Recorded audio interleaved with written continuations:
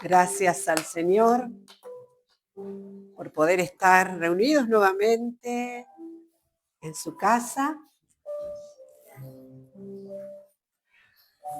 Si me hacen el favor y abren un poquito acá, porque acá arriba hace calor. Allá no se siente, pero acá se siente. Sí.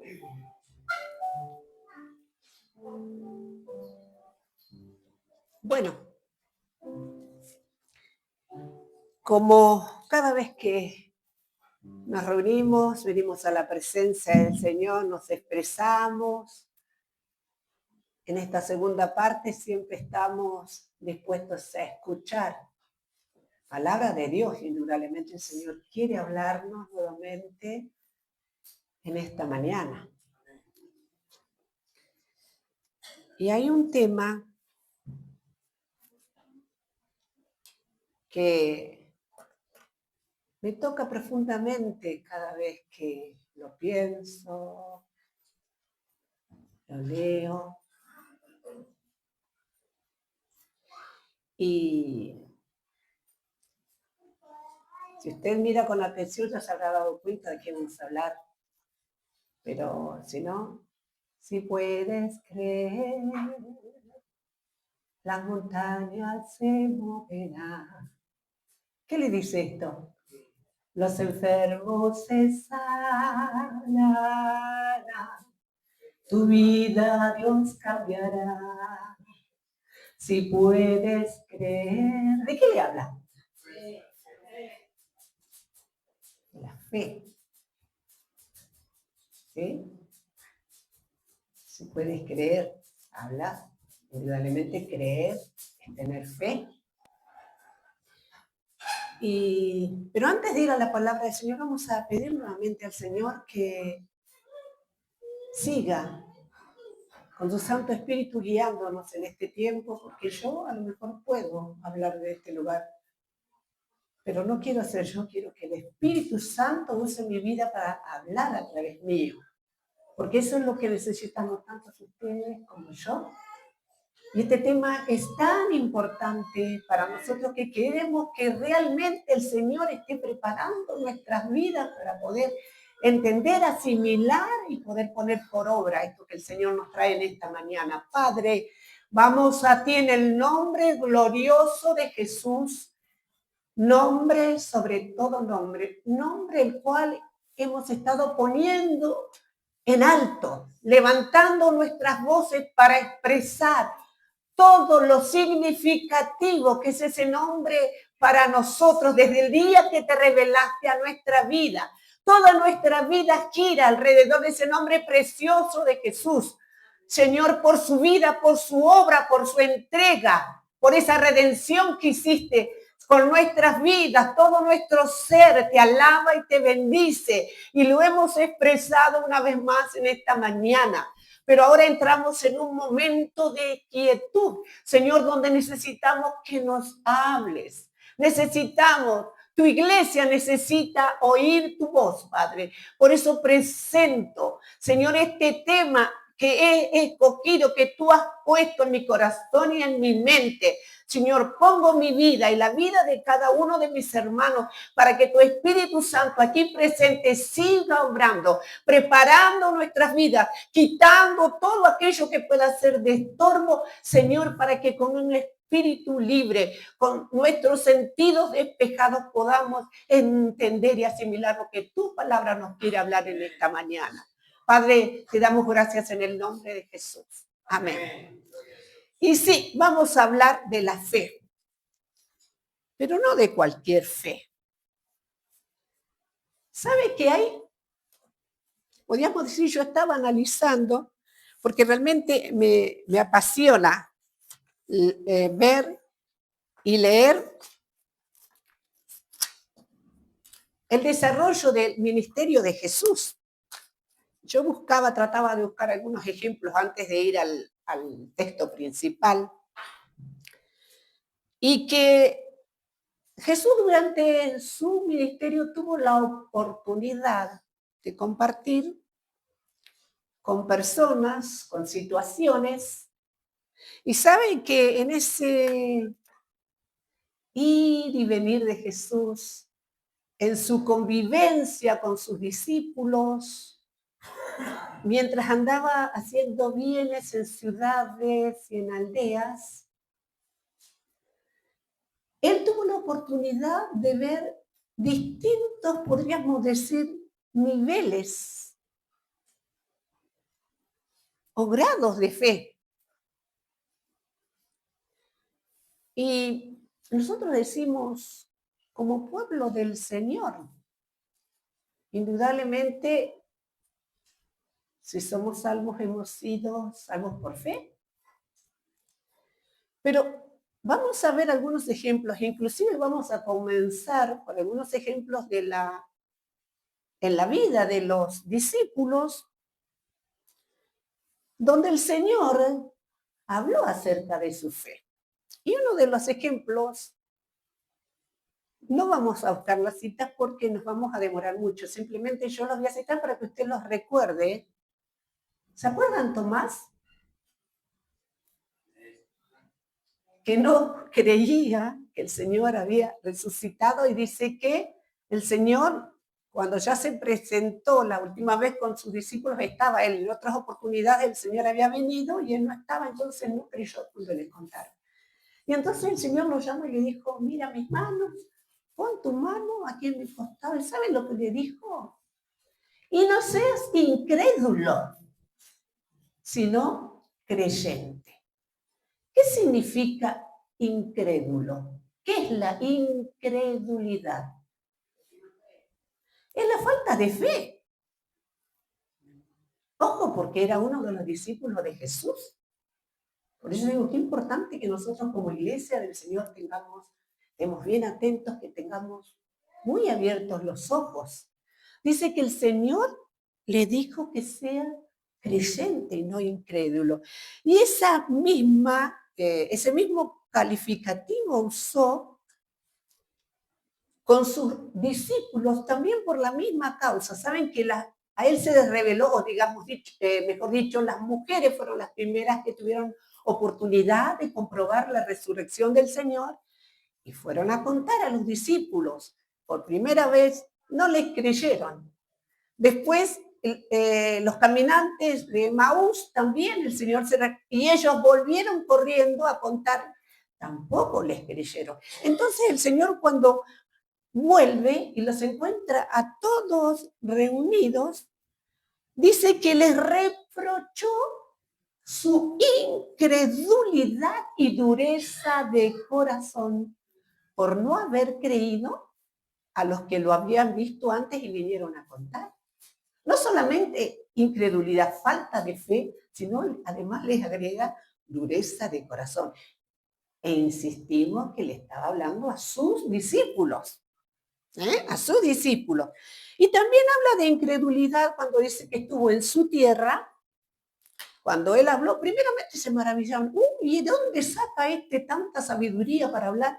Primero como que quedaron impactados, pero ya después comenzaron a pensar, mira, pero este no es el hijo de María, no es el hermano de Jacobo. Y dice que entonces comenzaron a dudar de él. Dice que Jesús, bueno, ese famoso dicho que dice, no hay profeta en su tierra, pero ¿saben lo que dice la palabra del Señor? Que no pudo hacer allí muchos milagros debido a la incredulidad. Y volvemos a recalcar y tener bien en claro que incredulidad significa falta de fe, ¿sí? Ausencia de fe. Bueno, vamos a ir a otros ejemplos donde vamos a hallar de que aquí vamos a hallar quizás un poquito de fe.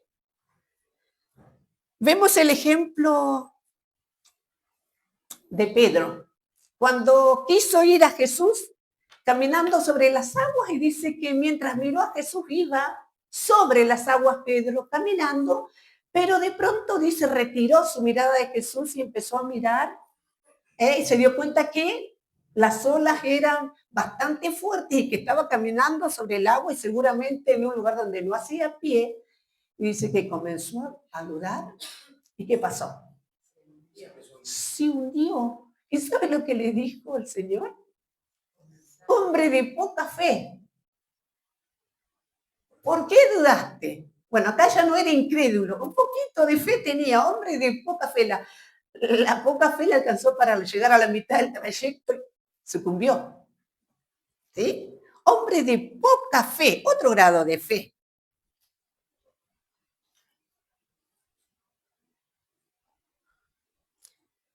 Y hay un texto que leemos bastante a menudo en Mateo 6, cuando Jesús les habla de no afanarse, de no preocuparse, que miren las aves del cielo, que miren la tierra, es decir, las flores que producen, cómo lucen hermosas. Y si él les decía, si la hierba que hoy es y que mañana es echada en el horno, Dios las viste así, ¿cómo no va a ser más con ustedes? Que dijo, hombre de poca fe. Ahí también encontró un grado quizás un poquito más elevado de la incredulidad, pero aún así, poca fe. Y otros que realmente fueron y recibieron un milagro y una experiencia en sus vidas gracias a esa fe que tuvieron. Como Bartimeo el ciego, el que escuchó, porque no veía, escuchó que pasaba la multitud y se dio cuenta que era Jesús y empezó a gritar, Jesús, hijo de David, ten misericordia de mí, gritaba. Para que lo escucharan indudablemente, porque él sentía que caminaba entre la multitud, pero no sabía qué distancia, inclusive la separaba, así que tenía que asegurarse que lo escuchara y gritaba. Y dice que los discípulos intentaron hacerlo callar, como siempre los discípulos por ahí, con los niños, ahora con Bartimeo. ¿Y qué pasó? Dice que Jesús lo mandó a llamar. Y cuando lo llamó, se acerca y le dice, ¿qué quieres que te haga? Señor, que reciba la vista. Así, tan sencillo como eso. Y dice que le dijo el Señor, vete, tu fe te ha salvado. Y quedó sano.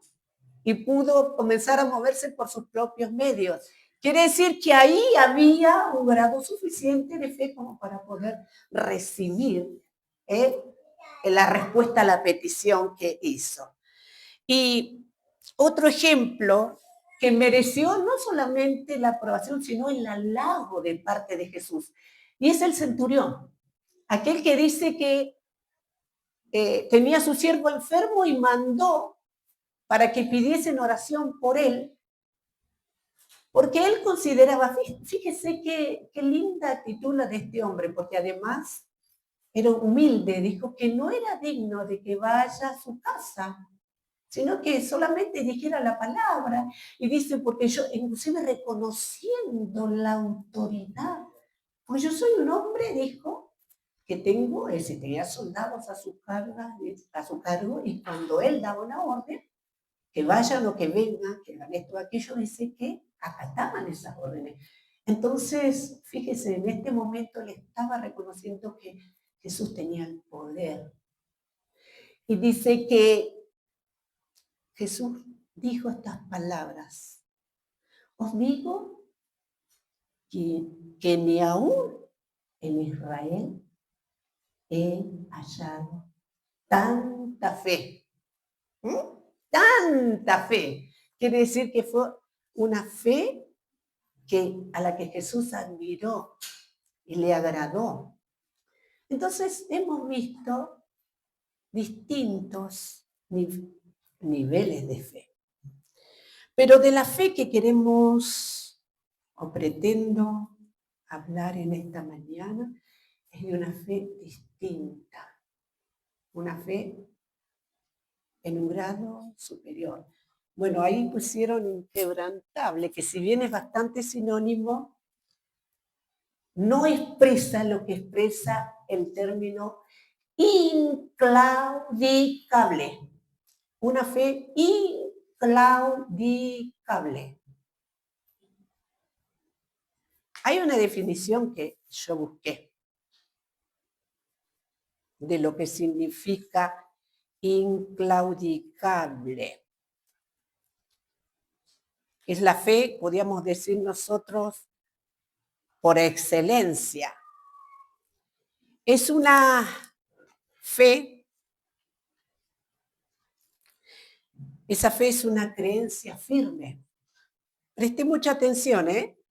Una creencia firme, fuerte, y que no se rinde ante las dificultades, que se mantiene constante y perseverante, sin ceder ni desistir.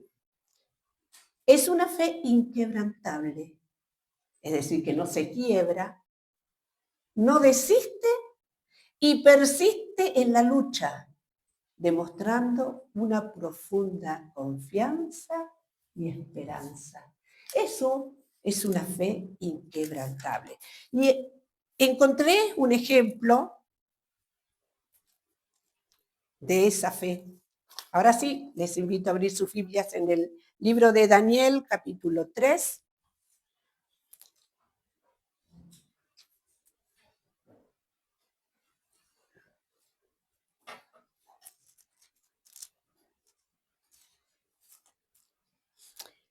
No voy a dar lectura a todo el capítulo, vamos a tratar de meternos en el contexto, así tratando de relatarlo un poco, porque si no nos vamos a extender demasiado y vamos a detenernos en los principales versículos, en los versículos más que vienen más, digamos, a propósito del tema que hablamos en esta mañana, ¿no? Y nos habla acá de tres jóvenes que al comienzo del libro comienza hablando de un grupo de jóvenes, de 4, porque estaba realmente incluido Daniel en ese grupo. Saben que no eran jóvenes comunes y corrientes en realidad, porque dice que Nabucodonosor, el rey de Babilonia, sitió a Jerusalén y dice que llevaron los utensilios de la casa del tesoro, perdón, todos los utensilios de Jerusalén los llevaron, del templo los llevaron al tesoro de su Dios, pero además dice que la intención del rey, la decisión del rey, dice que trajesen de los hijos de Israel, ahí está, es decir, de los hijos de Israel, del linaje real de los príncipes, quiere decir que no eran jóvenes comunes y corrientes. Dice, muchachos en quienes no hubiese tacha alguna, de buen parecer, enseñados en toda sabiduría, sabios en ciencia y de buen entendimiento, e idóneos para estar en el palacio del rey, y que se les enseñase las letras y las lenguas de los caldeos, porque él los quería poner al frente, digamos, de las esferas más importantes de su gobierno. Quiere decir que estos jóvenes de los que vamos a hablar en el relato, al que le vamos a dar el nombre que le pusieron los caldeos, en este caso el rey, para no confundirnos, más conocidos en este relato como Sadrach, Mesach y Abednego. Acá no va a estar Daniel. Daniel andaría en alguna emisión especial que le había encomendado el Nabucodonosor, porque estaban en las altas esferas, ellos decíamos, no eran jóvenes cualquiera. Bueno, y dice que el rey Nabucodonosor se le ocurrió hacer una estatua, ¿no? Dice de oro que era de una altura impresionante, no vamos a decir, no vamos a poner a medir ahora, pero dice que después mandó a llamar a todos, dice, los sátrapos, los magistrados, estamos en el versículo 2 del capítulo 3, ¿eh? Y dice, oidores, tesoreros, consejeros, es decir, a todo su séquito, a todos sus colaboradores más próximos, y dice, para que viniesen a la dedicación de la estatua que el rey Nabucodonosor había levantado. Y dice que se reunieron y vinieron todos, dice, y estaban en pie delante de la estatua que había levantado el rey Nabucodonosor. Y había un pregonero que anunciaba, dice, a todos los pueblos, los convocaba a las naciones y lenguas, que cuando oyeran el sonido de una serie de instrumentos, que eran unos cuantos, tenían que acudir y postrarse delante de la estatua del rey. ¿Sí? Eso era lo que había ideado, una estatua, y con un propósito, él quería que no solamente desde los principales de su, digamos, de su séquito y todo el pueblo, y dice, y toda nación decía, que cuando escuchen el sonido de los instrumentos tenían que ir y postrarse delante de la estatua. Dice que cuando oyeron esto, el pueblo, los pueblos oyeron los sonidos de los instrumentos. Dice que hicieron, fueron y adoraron tal cual como el rey lo había determinado. Pero he aquí, dice que en aquel tiempo, versículo 8, algunos varones caldeos vinieron y acusaron maliciosamente a los judíos. Yo creo que esos deben ser de más de uno que sentía envidia por la posesión de privilegio que tenían ante el rey estos jóvenes, y estaban como en alguna manera buscándole algún motivo para acusarlo, para desacreditarlo delante del rey. Porque dice unos caldeos malintencionadamente. Fueron, ¿sabe qué hicieron? Los acusaron a Sadrach, Mesach y Abednego. Y van como, ¿cómo que dice un dicho? Sobre la píldora, ¿cómo es? Hay un dicho que dice así, porque dice como diciendo, oh rey, dice, para siempre vive. Tú no es que hiciste o decretaste que el día que hubiera una convocatoria a través del pregonero o el sonido de los instrumentos, tenía que venir todo el pueblo y las naciones a acudir y postrarse ante la estatua que mandaste a fabricar. Y dice el rey, sí, porque dice, mira, hay 3 varones de los judíos que no lo hicieron. Imagínense, esa estatua estaba representando todo el poderío que Nabucodonosor creía tener. Así que el hecho de responder de una manera negativa era una afrenta en contra de él mismo, lo consideraba de esa manera. Así que indudablemente despertó el enojo del rey. Y leemos en la escritura. Entonces el versículo 13, Nabucodonosor dijo con ira y con enojo que trajesen a Sadrach, Mesach y Abednego, y dice que al instante fueron traídos estos varones delante del rey. Habló Nabucodonosor y les dijo, ¿es verdad, Sadrach, Mesach y Abednego, que vosotros no honráis a mi Dios, ni adoráis la estatua de oro que he levantado? Y fíjense acá, es como que dice, bueno, no lo hicieron, pero yo les voy a dar una nueva oportunidad. Como que quiso confrontarlos y ponerlo a prueba nuevamente. Dice, ahora ustedes están dispuestos para que al oír el sonido de la bocina, la flauta, el tamboril, el arpa, el salterio, la zampoña y todo instrumento de música, os postréis y adoréis la estatua que he hecho. Porque si no la adoraréis, en la misma hora seréis echados en medio de un horno de fuego ardiente. ¿Y qué Dios será aquel que os libre de mis manos? El rey les está dando una nueva oportunidad, pero a la vez nos está amenazando. Miren que si ustedes, yo les digo, les estoy dando una oportunidad más, ¿están dispuestos a hacerlo ahora si hay una nueva convocatoria? Porque miren que si no lo hacen, van a ser echadas en un horno de fuego. Y todavía les dice, ¿qué Dios podrá salvarlos, sacarlos de ese lugar? Ahora aquí comenzamos a ver la esencia de estos jóvenes, de qué estaban hechos. No solamente todos esos calificativos de personas muy preparadas, personas muy cultas, que además de traer todos esos valores desde su tierra, todavía aprendieron el lenguaje, las costumbres y muchas cosas que les permitían estar, digamos, gobernando, dice, dentro de la provincia. Pero no solamente eso, había algo mucho más profundo en la vida de estos jóvenes. Fíjense la respuesta que le dan. Dice, el 16, Sadrach, Mesach y Abednego respondieron al rey Nabucodonosor diciendo, no es necesario que te respondamos sobre este asunto. Así sencillito. Casi que yo me imagino la actitud, la bronca que estaba masticando por dentro el rey. Porque en otras palabras le estaban diciendo, pero no hemos sido claros. ¿De qué necesitamos hablar?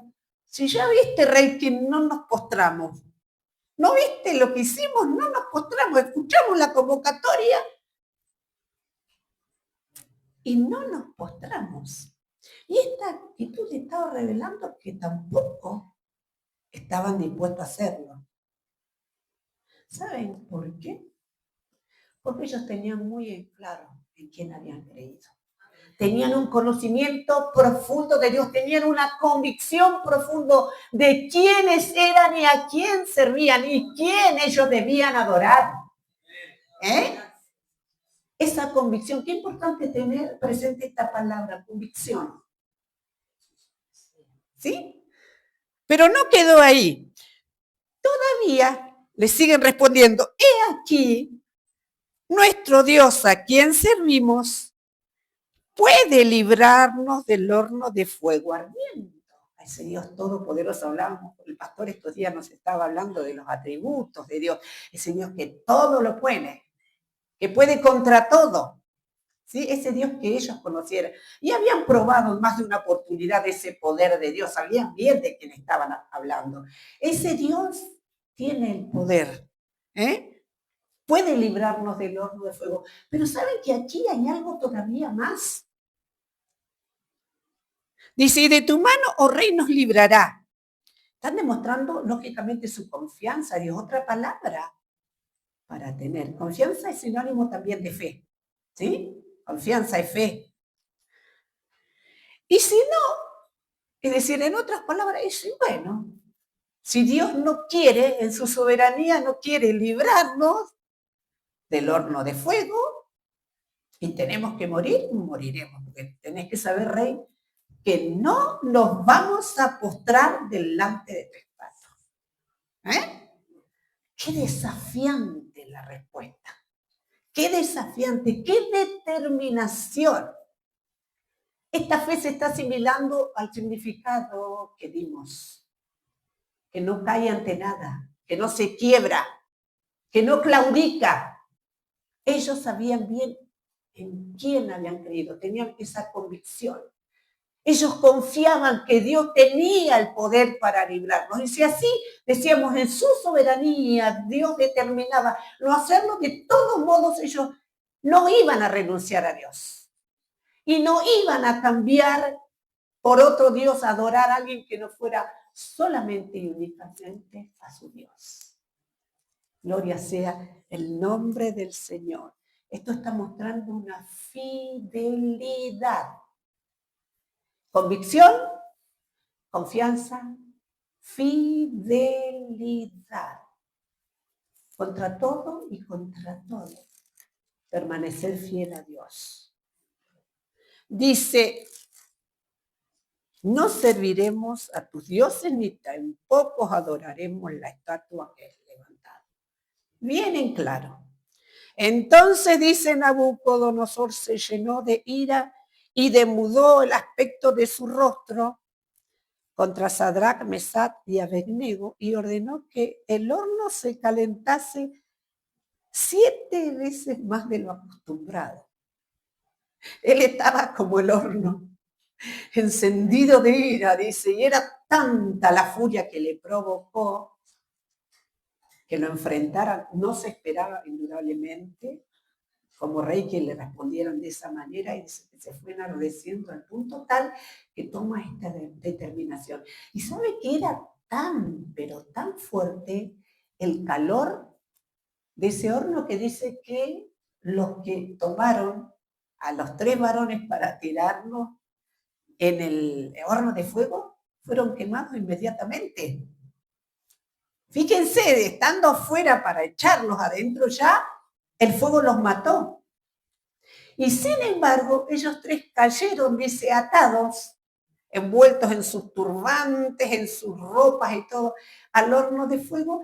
Y dice que realmente el rey Nabucodonosor se quedó espantado, dice el 24, se espantó.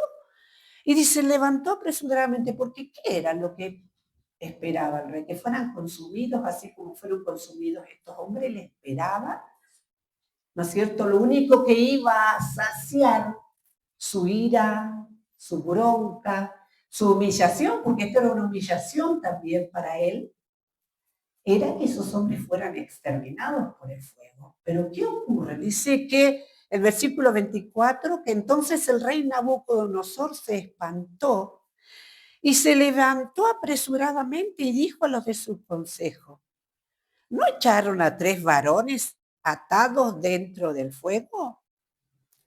Ellos respondieron al rey, es verdad, oh rey. Y él dijo, he aquí yo veo 4 varones sueltos que se pasean en medio del fuego sin sufrir ningún daño y el aspecto del cuarto es semejante al Hijo de los dioses. La manifestación de Dios mismo. El Señor está. Aunque nosotros no lo veamos, el Señor está en nuestras situaciones difíciles. Amén. El Señor estuvo, se hizo presente, no iba a dejar sin respuesta a una fe como la de estos 3 varones dispuestos a jugarse hasta la vida por la fidelidad a su Dios. Bendito sea el nombre del Señor. Entonces dice que Nabucodonosor se acercó a la puerta del fuego ardiendo y dijo, fíjense cómo cambia, cómo es de testimonio esa fe, ese tipo de fe es de testimonio, porque cuando Dios obra, impacta la vida del rey de tal manera que se acercó a la puerta del horno de fuego ardiendo y dijo, Sadrach, Mesach y Abednego, ¿cómo dijo? Siervos del Dios Altísimo. Estaba reconociendo al Dios de estos jóvenes, que ellos eran siervos, pero él estaba reconociendo su grandeza. Amén. Su poderío. Dice, salid y venid. Entonces dice Sadrach, Mesach y Abednego salieron en medio del fuego y se juntaron los sátrapas, los gobernadores, los capitanes y los consejeros del rey para mirar a estos varones cómo el fuego no había tenido poder alguno sobre sus cuerpos, ni aún el cabello de sus cabezas se había quemado, sus ropas estaban intactas y ni siquiera olor de fuego tenían. Ni más, el más mínimo indicio de haber estado en ese lugar. Eso es un milagro de Dios. Porque ese tipo de fe mueve a los milagros. Por eso cantaba, si puedes creer, decía el Señor, las montañas, los montes se pueden trasladar. Qué importante es la fe. Entonces Nabucodonosor dijo, qué lindo, esto me hace... Comienza a alabar el nombre de Dios. Dice, bendito sea el Dios de ellos. Bendito sea el Dios de ellos, Sadrach, Mesach y Abednego, que envió su ángel y libró a sus siervos que confiaron en él y que no cumplieron el edicto del rey y entregaron sus cuerpos antes que servir y adorar a otro Dios que su Dios. Gloria sea el nombre del Señor. Esa es la fe inclaudicable. Bendito sea el nombre del Señor. Y además, fíjense qué testimonio hermoso, porque cambió Babilonia cambió. Porque dice, por lo tanto decreto que todo pueblo, nación o lengua que dijere blasfemia contra el Dios de Sadrach, Mesach y Abednego, sea descuartizado y su casa convertida en muladar, por cuanto no hay Dios que pueda librar como este. Ya se fue, bueno, al otro extremo un poco, pero ¿vieron a qué grado, digamos, el testimonio de fe de estos jóvenes hizo no solamente cambiar la actitud del rey, sino que también la forma de pensar en referencia al Dios de estos jóvenes de parte de todo el pueblo? Pero ¿saben qué? Dice que además el rey los engrandeció en una manera muy especial, porque es así nuestro Dios. Dios premia la fidelidad. Y sabe, hermanos, que yo pensaba que así como en los tiempos del Señor, no solamente nosotros, la iglesia del Señor en general debería analizar qué niveles de fe tenemos, analizarnos, autoanalizarnos, aunque el Espíritu Santo está en medio nuestro en la mañana y también está viendo todo nuestro interior, y ante Él no hay nada que pueda estar oculto. Porque ¿sabe qué? La palabra del Señor dice que Jesucristo es el mismo ayer, hoy y por los siglos. Y si eso es así, ¿por qué no vemos los milagros que sucedían en los tiempos de Jesús? ¿O por qué son tan escasos? De vez en cuando y en uno que otro lugar. Si el Señor al que adoramos es el mismo. Amén. ¿Creemos en un Dios de poder o no? ¿Creemos en un Dios que salva, que sana, que restaura, que transforma, que libera? Pero ¿no será que en medio de la iglesia del Señor en estos tiempos también hay incredulidad? También hay poca fe. No estamos exentos ninguno. Mire que los ejemplos que nos daba la palabra eran de la vida de los mismos discípulos que estaban conviviendo y estaban ministrando con Él.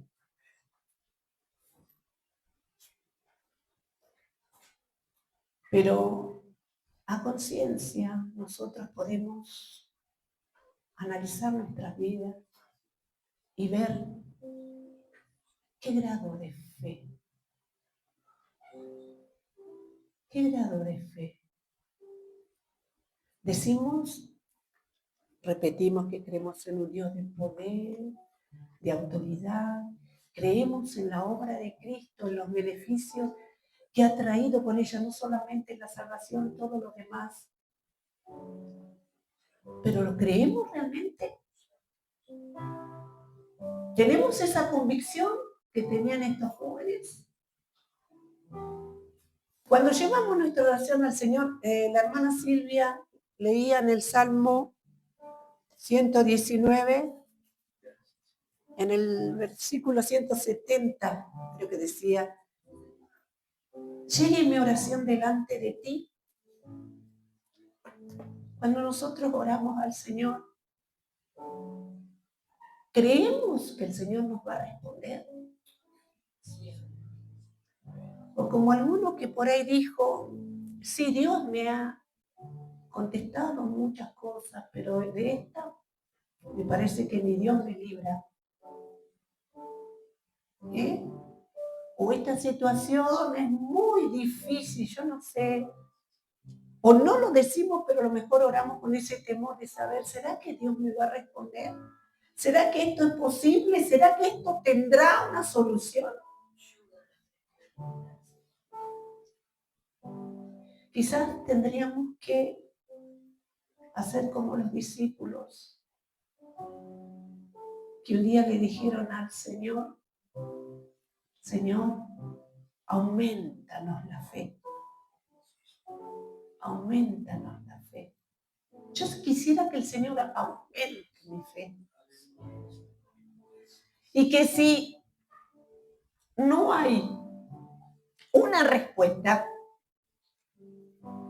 alguna petición, alguna oración, no sea por mi falta de fe, sino como le pasó al apóstol Pablo, que el Señor le dijo, bástate mi gracia. Pero en la medida en que nosotros, hermanos,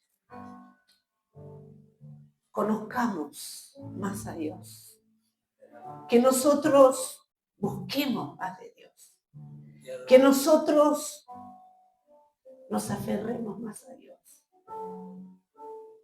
Porque sabe que en la medida que nosotros los conozcamos más íntimamente, nuestra fe va a ir creciendo porque el Señor nos va a ir mostrando una relación cada vez más especial y nos vamos a sentir tan seguros en Él que vamos a tener esa convicción de que Dios va a contestar, porque un Dios que me ama de la manera que me ama, tiene que contestarme.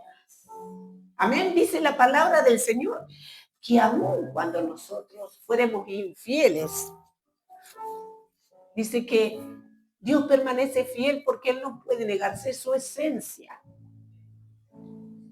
Necesitamos crecer en la fe. Necesitamos crecer en la fe. Yo quiero seguir viendo una iglesia que viva esas experiencias. Yo quiero ver la mano de Dios moverse en mi vida, moverse en mi familia, moverse en la iglesia que el Señor me ha puesto. Amén. Yo quiero ver esa transformación del poder de Dios obrando, pero yo necesito creer que Dios tiene el poder y la autoridad para hacerlo y que lo va a hacer en mi vida. ¿Y saben qué? Si el Señor me hace esperar o por ahí en su soberanía determina que no, ¿voy a bajar los brazos y me voy a ir? No. Voy a seguir de todos modos fiel a Dios, porque Dios se merece la fidelidad de su pueblo. Amén. No bajar los brazos. Quizás usted tiene una petición que aún el Señor no le ha contestado. Siga creyendo. Siga confiando. Pídele, Señor, dame más fe. Aumenta mi fe, Señor. Yo quiero creer, pero yo quiero por sobre todas las cosas, Señor, tener un conocimiento pleno de ti, un conocimiento profundo. Quiero vivir una experiencia nueva cada día contigo, Señor. Señor, aumenta la fe. Señor, ayuda.